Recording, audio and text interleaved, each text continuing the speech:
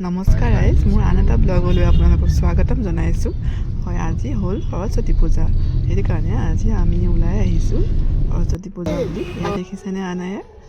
আজি প্ৰথমতে আমি আহি পাইছোঁ আনায়ে শিকি থকা ডেন্সৰ স্কুললৈ বুলি। ইয়াত দেখিছে আমি আহি ইয়াত প্ৰাৰ্থনা কৰিছোঁ।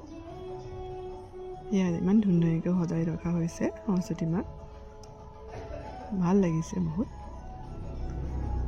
আমি দুজনীয়ে প্ৰাৰ্থনা কৰিছোঁ। ইয়াত দেখিছেনে?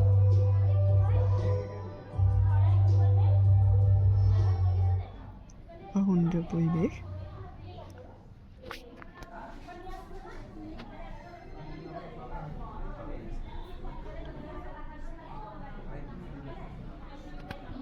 আৰু এই আনায়াক দেখিছেনে? তাইও সাজি কাচি ওলাই আহিছে। আৰু তাত অলপ খোৱাৰ ব্যৱস্থাও কৰা হৈছিলে।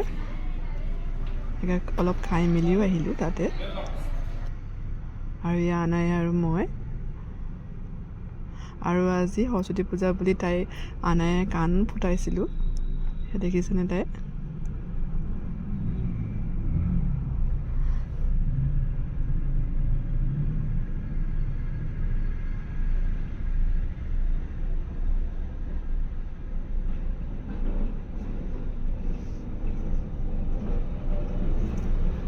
সুন্দৰকৈ কাণ ফুটোৱা হৈ গ'ল তাই।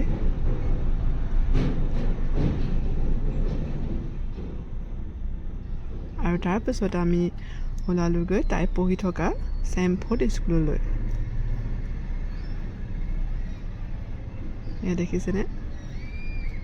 ইমান ধুনীয়াকৈ সকলো সাজি কাচি আহিছে।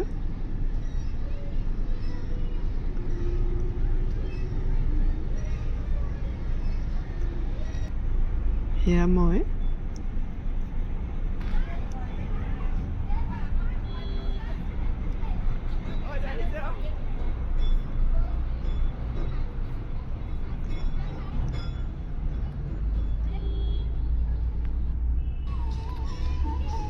কণমানি দেখিছেনে? ইমান ধুনীয়াকৈ তাই নৃত্য কৰি আছে।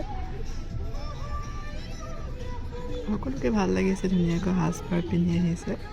আজিৰ দিনটোতেতো সকলোৱে সাজপাৰ পিন্ধা খুব ভাল লাগে। ধুনীয়াকৈ ওলাই আহিছে সকলোখিনি। আৰু ইয়াতো খোৱাৰ ব্যৱস্থা অলপ কৰা হৈছিলে, দেখিছেনে? এনেকৈ আমিও অলপ খাই আহিলোঁ তাতো, ভাল লাগিলে।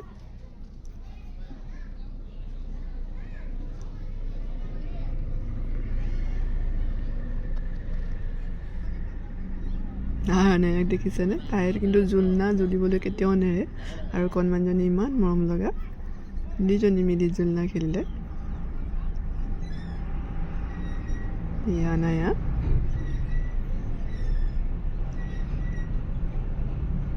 আনায়ে এবাৰ পজ দিও ফটো মাৰিলে, ময়ে আনায়া।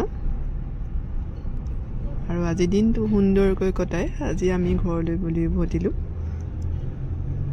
তেতিয়াহ'লে আজিলৈ আহিছোঁ, বাই।